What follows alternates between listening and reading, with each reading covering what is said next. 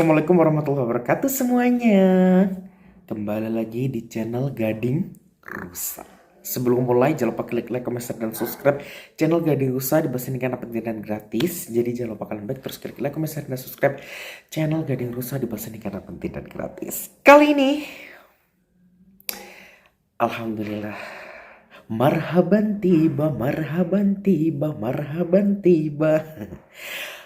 Alhamdulillah sekarang kita sudah kembali memasuki lagi daripada bulan Ramadan yang kita cintai ini ya. Gading Rusa ucapkan minal aidin wal faidin ya. Selamat menunaikan ibadah puasa dan selamat menjalani bulan Ramadan 1445 Hijriah. Semoga di bulan Ramadan tahun ini kita bisa menjalankan ibadah puasa dengan baik dan benar, lancar-lancar saja sampai Lebaran nanti, dan kita dipertemukan dengan Ramadan tahun-tahun berikutnya. Amin ya. Nah, seperti biasa, Gading Rusa saat Ramadan akan kembali ya menjadi sosok Islami lagi ya. Nah, kali ini mungkin ya penonton Gading Rusa sudah tahu semuanya. Kita akan kembali lagi di segmen Rarus ya. Segmen yang sudah ditunggu-tunggu setiap setahun sekali ya. Setiap tahun ada gitu ya. Apalagi kalau bukan segmen Rarus ya, Ramadan Gading Rusa. Jadi mungkin bagi yang penonton-penonton Gading Rusa yang belum tahu, Gading Rusa akan jelaskan sedikit aja mengenai Rarus itu apa. Jadi Rarus itu adalah segmen selama bulan Ramadan, kepanjangan dari Ramadan Gading Rusa, dimana nanti setiap bulan Ramadan ini, selama bulan Ramadan Gading Rusa akan menemani kalian semua dengan video Islami ya, tentang entah itu sejarah Islam atau fikih Islam gitu ya. Nah, dan FYI, Rarus itu nanti uploadnya kapan Gading Rusa? Apakah hari Sabtu seperti biasanya? Tidak ya. Video Gading Rusa yang upload hari Sabtu itu tetap video-video biasa. Nah, Rarus ini uploadnya kapan? Rarus uploadnya adalah hari Jumat. Setiap hari Jumat selama bulan Ramadan gitu ya.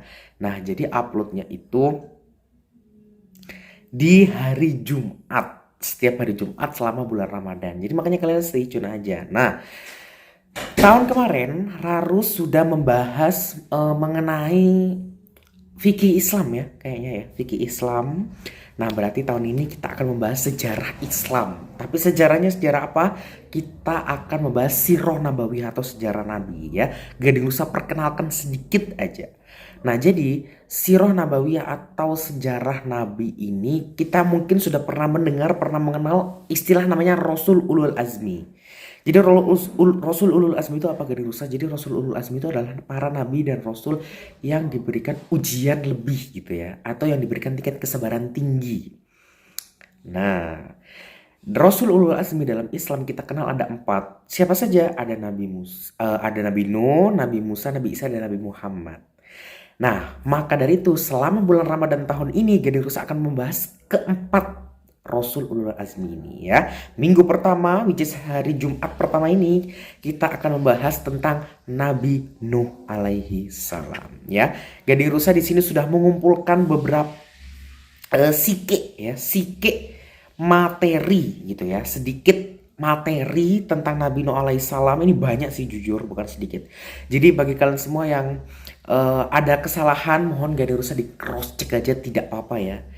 Dan mungkin mau menambahkan silahkan tambahkan di kolom komentar ya. Dan bagi yang boring ya, ini adalah sejarah sirah ya. Jadi kalian ya dengerin saja sambil nyemil-nyemil ya kan. Tapi jangan sambil mokel ya. Atau mungkin kalau lihatnya malam sambil nyemil-nyemil, kalau siang ya sambil lihat-lihat gitu ya. Baik, kita akan mulai saja ya. 4 menit sudah ngoceh ini ya, Gading Rusa. Kisah Nabi Nuh alaihissalam. Oke. Umat Islam mengenal adanya 25 nabi dan rasul ya. Salah satunya yaitu Nabi Nuh alaihissalam. Nabi Nuh merupakan nabi yang ketiga setelah Nabi Adam dan Nabi Idris. Menilik dari kitab Ibnu Katsir tentang kisah para nabi, Nabi Nuh merupakan keturunan Nabi Adam yang ke-9, sehingga jarak antara masa Nabi Adam dengan Nabi Nuh menurut riwayat sahih ahli sejarah Islam adalah 10 abad lamanya ya, cukup lama.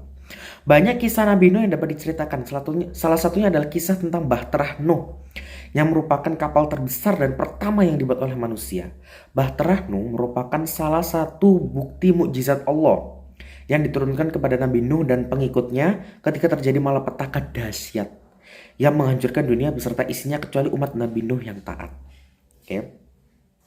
Ketika itu, kaum Nuh merupakan kaum yang sangat tercela dan menyimpang dari jalan Allah.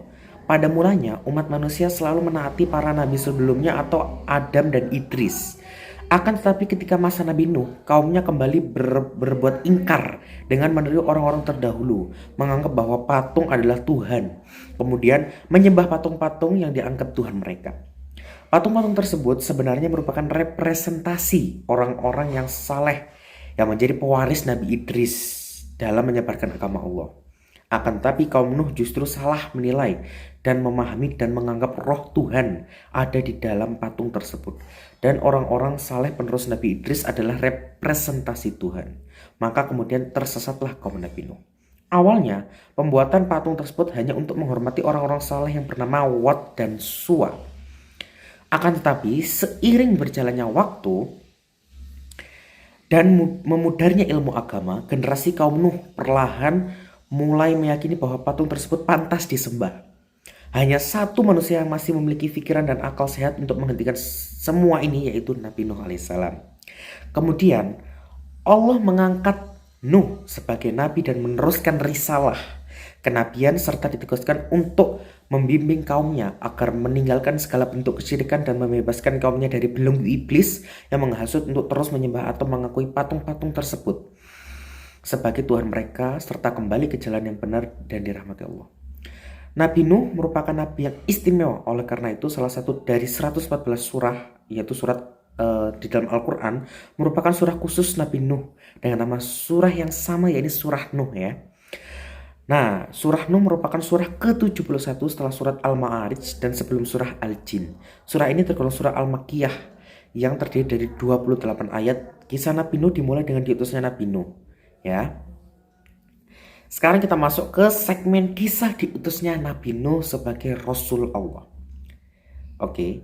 Diriwayatkan oleh para ahli yang sahih menyatakan bahwa Nabi Nuh memiliki nama asli Abdul Ghaffar atau Yashkur. Beliau merupakan putra dari Lamik bin Mata. Ayah Nabi Nuh merupakan putra Nabi Idris, hingga Nabi Nuh merupakan keturunan Nabi Idris. Dengan kata lain, Nabi Nuh merupakan cucu dari Nabi Idris atau turunan ketiga dari Nabi Idris. Nabi Nuh hidup di dunia sangat lama, yaitu selama 950 tahun. Lama sekali ya. Fakta ini didapat dari salah satu surah dalam Al-Quran, yaitu surah Al-Ankabut ayat 114, yang artinya, dan sesungguhnya kami telah mengutus Nuh kepada kaumnya, maka ia tinggal di antara mereka 1000 tahun kurang 50 tahun. Maka mereka ditempa banjir besar, dan mereka adalah orang yang zalim.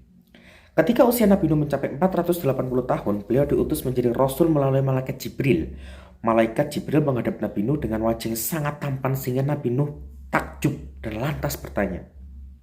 Kemudian malaikat Jibril menjawab bahwa ia adalah utusan Allah yang membawa risalah dan menyatakan bahwa Allah mengutus Nuh untuk umatnya yang membangkang dan zalim. Perintah pengutusan Nuh sebagai nabi tertulis pada Al-Quran surah Nuh ayat pertama yang artinya, sesungguhnya kami telah mengutus Nuh kepada kaumnya dengan perintah, berilah kaummu peringatan sebelum datang kepadanya azab yang pedih. Ayat ini tidak hanya menyuratkan pengurusan Nabi Nuh, tapi peringatan kepada kaumnya akan azab Allah yang amat pedih. Malaikat Jibril kemudian memakaikan sebuah baju kebesaran yang disebut baju mujahidin. Kemudian melirikan sorban kemenangan serta memberi Nabi Nuh ikat pinggang yang disebut Saiful Azmi. Kemudian seraya memberi pesan kepadanya, berilah peringatan kepada musuh Allah yang bernama Darmashil bin Fumail bin Jij bin Qabil bin Adam. Nabi Nuh kemudian mematuhi perintah malaikat Jibril. Jika dilihat dari telusuran nama, Darmashil merupakan keturunan Nabi Adam yang keempat, sekaligus merupakan raja dan pemimpin yang zalim pada saat itu. Darmashil merupakan manusia pertama yang membuat arak dan meminumnya. Dia juga merupakan manusia pertama yang berjudi dan membuat baju hiasan emas, di mana emas merupakan material yang tidak seharusnya digunakan oleh laki-laki. Raja Darmashil juga merupakan raja yang menyembah dan mengagung-agungkan 5 berhala, yaitu Wat, Siwa, Ya'uk, Yahudz, dan Nasr. Perbuatan Darmashil sudah sangat zalim dan ingkar, sehingga Allah memberikan peringatan sangat keras yang disampaikan kepada malaikat Jibril untuk diteruskan kepada Nabi Nuh, dan Nabi Nuh diutus untuk menyampaikan langsung kepada Raja Darmashil. Kisah Nabi Nuh yang berlanjut dengan tantangan yang dihadapi oleh beliau. Oke, sekarang kita masuk ke berikutnya, yaitu kisah dakwah Nabi Nuh yang mendapat banyak sekali tantangan. Nabi Nuh terus berdakwah kepada umatnya, khususnya kepada keluarganya, tidak luput dari perbuatan zalim dan menyesatkan. Selama 5 abad semenjak beliau diutus menjadi nabi, Nabi Nuh hanya memiliki 70-80 orang pengikut saja, di mana pengikut tersebut terdiri dari orang-orang biasa yang bukan berasal dari keluarga kaya, terhormat, dan berada atau keturunan terpandang.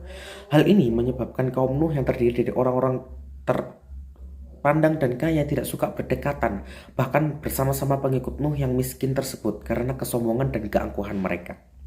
Mereka menganggap bahwa derajat dan kasta mereka tidaklah sama, bahkan menganggap derajat mereka lebih tinggi dari Nabi Nuh, hingga tidak mungkin akan mengikutinya. Kaum Nabi Nuh mencemooh dan menghina Nabi Nuh dan pengikutnya yang miskin. Penolakan dan penghinaan terus terjadi tidak hanya dari kaumnya saja, namun juga dari kalangan keluarganya. Bahkan istri dan putranya Kan'an secara terang-terangan menolak dan menentang ajaran Nabi Nuh. Yang lebih parah lagi, bahwa mereka memengaruhi orang lain untuk tidak mengikuti ajaran Nabi Nuh alaihissalam.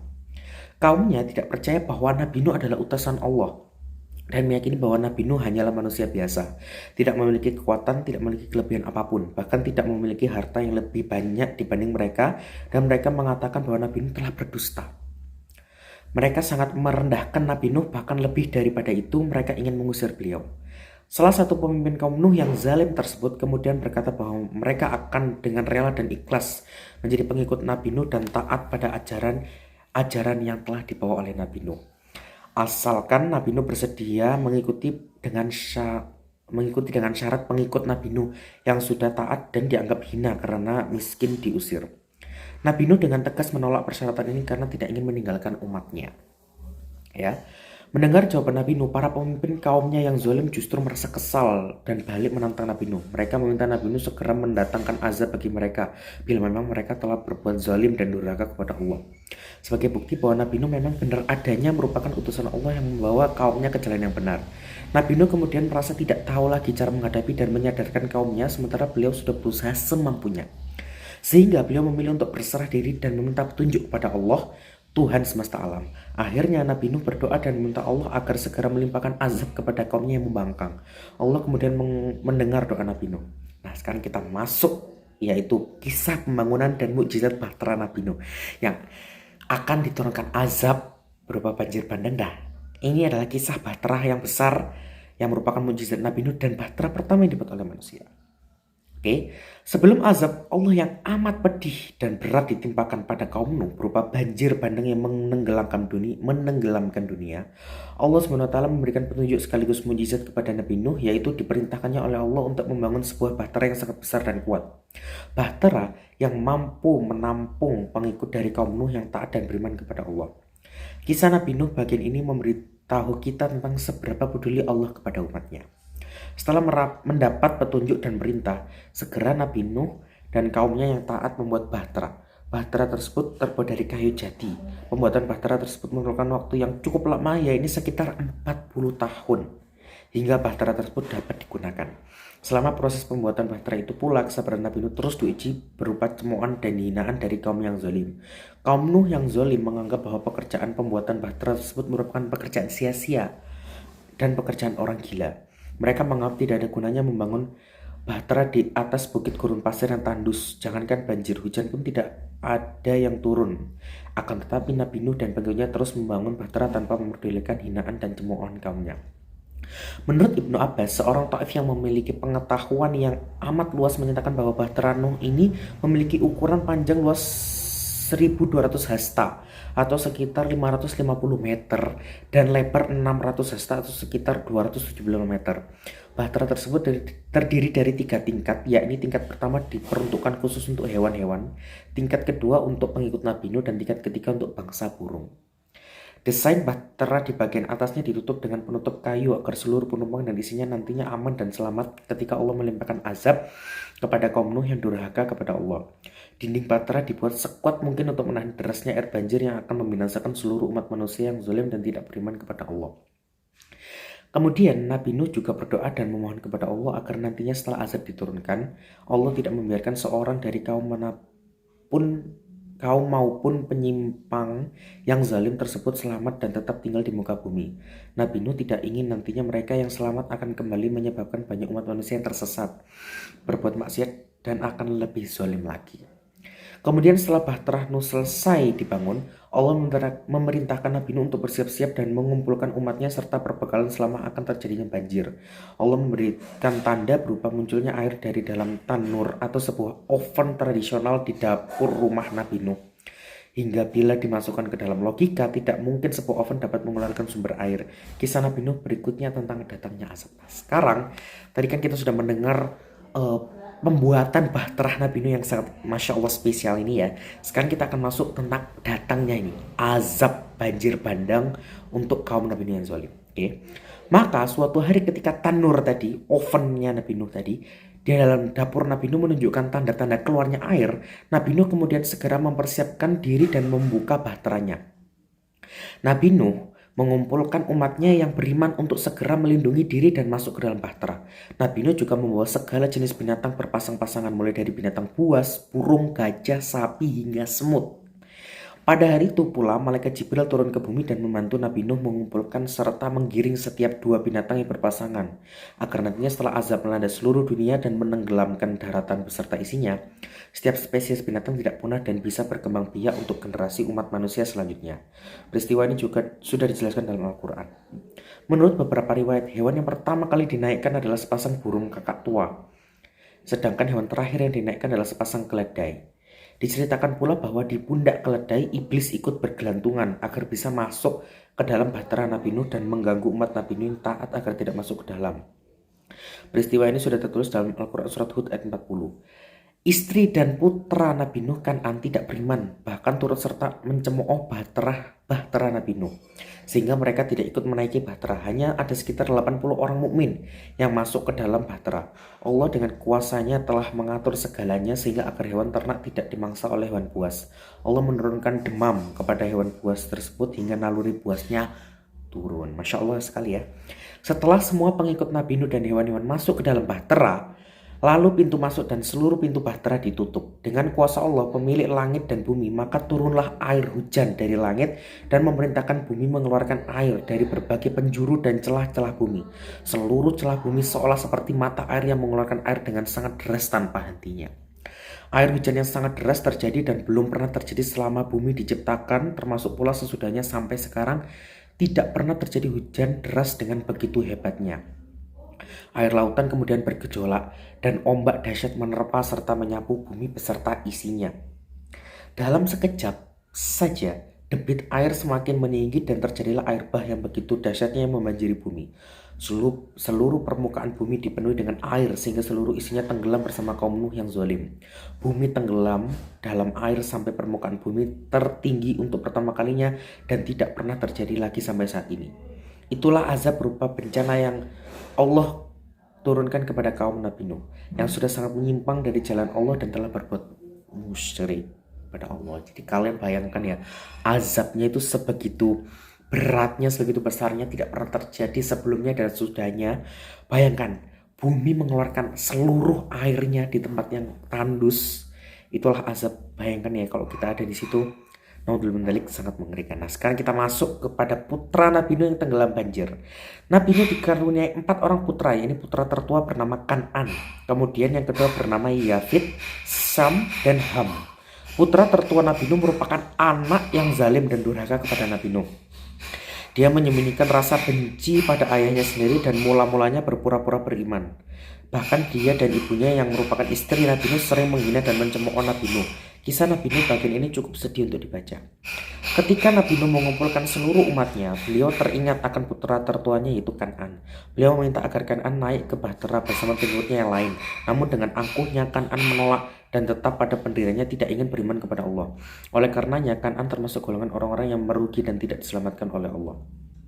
Ketika air bah sudah mulai meninggi, Nabi Nuh sebagai seorang ayah terus memujuk sang anak agar menaiki bahtera dan berkata, "Hai anakku, naiklah ke kapal ini agar engkau selamat dari azab Allah, dan janganlah engkau masuk ke dalam golongan orang kafir." Quran Surat Al-Hud ayat 43. Akan tetapi Kan'an justru menganggap bahwa bencana tersebut merupakan peristiwa alam biasa. Kan'an kemudian menjawab, "Aku akan mencari perlindungan ke gunung yang dapat memeliharaku dari air bah." Dan dijawab pula oleh Nabi Nuh, "Tidak ada yang melindungi hari ini dari azab Allah selain Allah saja yang maha penyayang." Percakapan Nabi Nuh dan Kan'an tersebut termuat juga di dalam Quran Surah Hud ayat 43. Banjir kemudian semakin meninggi dan Kan'an tetap tidak mau masuk ke dalam kapal dan ingin menyelamatkan diri dengan cara berenang menuju puncak gunung yang belum tersentuh air. Kan'an menganggap bahwa air tidak akan sampai ke puncak gunung tersebut. Namun dugaannya ternyata salah. Air banjir bahkan menenggelamkan puncak gunung tertinggi sekalipun. Bayangkan setinggi apa itu air ya. Di sela percakapan antara keduanya, muncullah gelombang besar yang memisahkan antara bahtera Nabi Nuh dengan Kan'an. Seketika Kan'an lenyap dari penglihatan Nabi Nuh. Nabi Nuh berusaha mencari keberadaan putra sulungnya, akan tetapi sia-sia. Sebagai seorang ayah dan darah dagingnya, beliau sangat sedih karena putra yang amat disayangnya tenggelam oleh azab Allah. Pada saat Kan'an tenggelam, Nabi Nuh sempat memohon kepada Allah agar putranya diselamatkan karena Nabi Nuh mengingat bahwa Allah telah menjanjikan keselamatan bagi seluruh keluarganya. Nabi Nuh kemudian bertanya-tanya mengapa putranya tidak selamat dari azab tersebut, dan Allah menjawab bahwa putranya telah durhaka dan bukan termasuk keluarga yang dijanjikan Allah untuk selamat. Percakapan antara Nabi Nuh dan Allah dimuat dalam surat Hud yang artinya, "Ya Tuhanku, sesungguhnya anakku termasuk keluargaku, dan sesungguhnya janji engkau itulah yang benar, dan engkau adalah hakim yang seadil-adilnya." Quran Surat Hud ayat 45. Kemudian Allah menjawab, "Hai Nuh, sesungguhnya dia bukanlah termasuk keluargamu yang dijanjikan akan selamat. Sesungguhnya perbuatannya perbuatan yang tidak baik. Sebab itu janganlah kamu mohon kepadaku sesuatu yang kamu tidak mengetahui hakikatnya. Sesungguhnya aku memperingatkan kepadamu supaya kamu jangan termasuk orang-orang yang tidak berpengetahuan." Quran Surat Hud ayat 46. Nabi Nuh kemudian menyadari kesalahannya dan segera memohon pengampunan kepada Allah. Nabi Nuh kemudian mengikhlaskan kepergian putra dan istrinya yang zalim serta seluruh umatnya yang tidak percaya padanya dan lebih memilih menyembah berhala, yang merupakan perbuatan musyrik yang sangat tidak disukai Allah. Subhanallah, semoga dosa-dosa mereka diampuni Allah. Kisah Nabi Nuh berlanjut dengan selamatnya bahtera Nuh. Nah, ini kita masuk ke dalam selamatnya bahtera Nabi Nuh beserta seluruh isinya dari azab Allah. Sementara Allah menenggelamkan seluruh permukaan bumi dari manusia, pohon, bahkan sampai melebihi puncak gunung, Allah memberikan perlindungan dan memelihara bahtera Nuh yang berlayar selama 150 hari di lautan tanpa batas sampai air banjir reda bersama umat mukmin yang beriman di dalamnya. Kapal terus berlayar hingga kaum Nuh yang zalim tidak tersisa. Setelah seluruh kaum Nuh yang zalim tenggelam, kemudian Allah memerintahkan bumi menghisap seluruh air dan memerintahkan langit menghentikan hujan deras yang begitu dahsyat tersebut. Maka surutlah air bah yang telah menenggelamkan bumi dan tidak menyisakan satupun kaum Nuh yang zalim selamat dari satu-satunya bencana terbesar dan berdahsyat yang pernah terjadi di bumi Allah. Setelah air banjir surut, bahtera Nabi Nuh kemudian terdampar di Gunung Judi. Di sanalah pengikut Nabi Nuh beristirahat dan memulai kehidupan baru yang damai dan bertakwa pada Allah. Banyak perselisihan pendapat yang terjadi mengenai letak Gunung Judi, karena beberapa sumber menyatakan bahwa Gunung Judi yang dimaksud berada di Armenia, ada yang mengatakan di Irak atau di Turki. Nah, sekarang kita masuk di kisah setelah banjir atau keturunan Nabi Nuh ya. Nah, setelah bahtera mendarat, keluarlah Nabi Nuh beserta ketiga putranya yang bertakwa dan seluruh pengikutnya berjumlah 80 orang. Kemudian turun juga hewan-hewan yang selamat. Di gunung inilah terjadi kehidupan baru dengan seluruh umat yang taat dan beriman kepada Allah, serta jauh dari perbuatan tercela, musyrik, dan durhaka kepada Allah. Menurut riwayat dikisahkan bahwa seluruh pengikut Nabi Nuh yang selamat dalam bahtera Nuh tersebut akan wafat dan tidak menyisakan keturunan siapapun. Hanya putra-putra Nabi Nuh yakni Yafid, Sam, dan Ham yang memiliki keturunan, hingga didapatkan kesimpulan bahwa seluruh umat manusia di muka bumi sekarang ini merupakan keturunan anak Nabi Nuh yang terbagi menjadi 3 turunan. Yafid melahirkan keturunan bangsa Rum, Romawi, dan kini berkembang pesat menjadi bangsa Eropa. Sam dan keturunannya yang merupakan asal-usul lahirnya bangsa Arab yang kini mendiami wilayah Arab dan Timur Tengah di benua Asia Barat. Serta putra terakhir yaitu Ham, menghasilkan keturunan bangsa Habasyah yang kini merupakan keturunan bangsa Afrika yang mendiami wilayah benua Afrika. Nah, jadi itu tadi adalah kisah dari Nabi Nuh alaihissalam. Masya Allah sekali ya. Mulai dari Nabi Nuh awalnya diangkat menjadi nabi, menjadi rasul, sampai menjadi rasul ulul azmi yang diberikan cobaan lebih dengan kesabaran yang lebih, sampai berdakwah dan tidak didengarkan oleh kaumnya yang zolim. Hanya 80 orang saja yang beriman, bahkan keluarganya sendiri, anak tertua dan istrinya tidak mau mengikuti, sehingga diturunkanlah azab berupa banjir yang sangat besar di dunia yang menenggelamkan kaum-kaum zolim. Dan Nabi Nuh membuat bahtera yang besar. Kita juga sudah menyimak kisah bahteranya Nabi Nuh seistimewa apa, dan juga Nabi Nuh berhasil selamat dengan pengikutnya, hewan-hewan beserta tiga putranya ya. Nah, jadi hikmah yang bisa kita ambil dari kisah Nabi Nuh apa sih, Gading Rusa? Jadi hikmah yang bisa kita ambil adalah kita menjadi pribadi yang sabar, taat, dan kita juga harus mempertahankan keimanan dan ketakwaan kita kepada Allah. Semoga kita tergolong orang-orang yang beriman dan masuk surga. Amin ya rabbal alamin. Jadi, terima kasih sudah nonton video kali ini. Jangan lupa like, comment, share, dan subscribe. Aktifin loncengnya agar kalian tahu pemberitaan terbaru. Dan jangan lupa setiap hari Jumat selama bulan Ramadan, sekali lagi, Rarus Ramadan Gading Rusa akan menemani kalian di video-video Sirah Nabawiyah Islami. Sampai bertemu di Jumat minggu depan, kita akan membahas tentang kisah Nabi Musa. Penasaran, menarik banget kan? Tunggu minggu depan ya. Terima kasih. Wassalamualaikum warahmatullahi wabarakatuh.